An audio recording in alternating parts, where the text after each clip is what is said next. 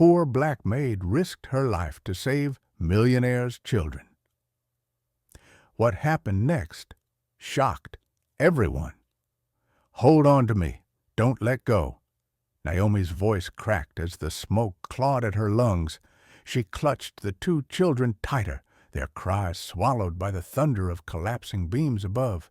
The little boy, Daniel, barely 3 years old, with a head of tight curls and a sky-blue cotton shirt, buried his face into her shoulder, sobbing. "It's hot, Naomi." "I'm scared." "I know, baby. I know," she rasped, pressing his head against her apron. "Close your eyes." Don't look beside him, Lily. 4 years old, with pale blonde hair and a powder blue dress, wrapped her arms desperately around Naomi's neck. "Where's Daddy?" she cried, her tiny voice breaking. Naomi's arms trembled under their weight, but she would not loosen her grip. "Your daddy will meet us outside. Right now it's just me, and I promise I'm not letting anything happen to you." Flames roared louder, swallowing the staircase as chunks of plaster rained from the ceiling. The mansion groaned like a dying beast. Naomi pushed forward through the smoke, eyes stinging, lungs screaming, but her determination burned hotter than the fire itself. Daniel whimpered again. "It hurts to breathe." "Breathe through my shirt, sweetheart," she urged, covering his mouth with the fabric of her soot-stained uniform. Lily's fists dug deeper into Naomi's arm. "Naomi, please. I don't want to die." Naomi pressed her forehead against the little girl's, her own tears cutting through the ash on her cheeks. "You will not die, Lily. I swore to protect you, and I don't break my promises. You hear me? Hold on to me, and I'll carry you through anything." A deafening crash split the air. The grand chandelier collapsed in a shower of flames. Naomi spun around, shielding the children with her own body. A burning shard tore across her arm. She bit down a scream, her grip tightening on the little ones. Daniel sobbed harder. "You're hurt." "It's nothing," she hissed through clenched teeth. "You two matter more than me." Always step by step, she staggered forward, her shoes stuck in melted carpet, her apron damp with sweat and soot, her vision blurred. Just as her knees buckled, a faint glow of moonlight appeared ahead. The back door. "Almost there, my loves," she whispered. With one last, desperate push, her shoulder slammed into the frame. The old wood splintered and burst open. Cool night air rushed in like salvation. Naomi collapsed to her knees on the grass, coughing violently. Tears streamed down her ash-blackened face. The children clung to her neck, trembling. "It's okay," she rasped, rocking them against her chest. "You're safe. You're safe now." But Daniel's tear-streaked face lifted in confusion.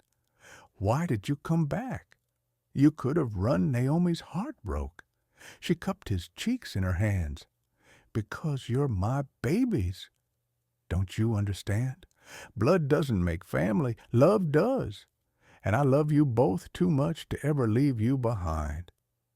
Lily brushed Naomi's cheek with her small hand. "Even if the house burned forever?" Naomi kissed her hair. "Even if the whole world burned?" Sirens screamed in the distance. Neighbors shouted.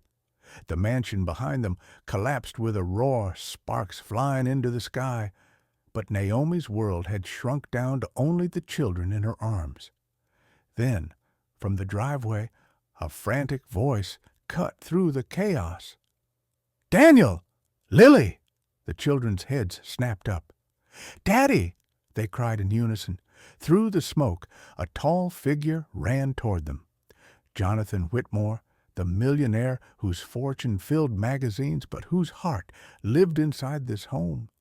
His suit jacket hung half off, his tie undone, his face white with terror. He dropped to his knees, clutching his children as if afraid they would disappear. "My God, my babies, you're alive," he sobbed, kissing their soot-streaked faces again and again. Daniel pointed to Naomi. "Daddy, she saved us." She went back. She carried us out. Jonathan's gaze lifted and froze. For the first time, he truly saw Naomi.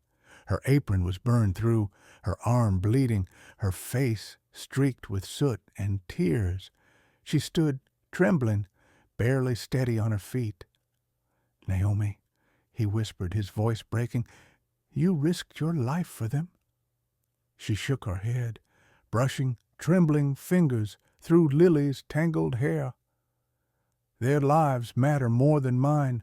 If I had died in there, it wouldn't matter, as long as they lived." Silence fell, broken only by the crackle of fire. Then Jonathan did the unthinkable. Still holding his children's hands, he lowered himself onto his knees in front of her. The millionaire bowed his head to the maid. Naomi froze, stunned. "Sir, please don't." But Jonathan's voice rang out, raw with gratitude.